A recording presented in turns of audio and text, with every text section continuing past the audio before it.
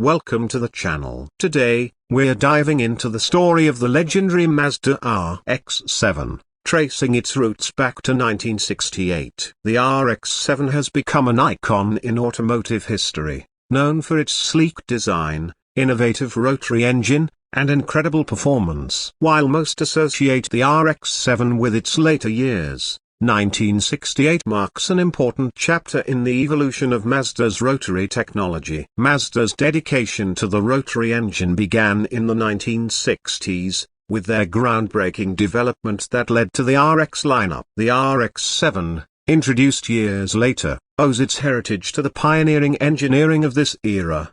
By 1968, Mazda had proven that the rotary engine could deliver both power and efficiency, setting the stage for what would become one of the most beloved sports cars in history.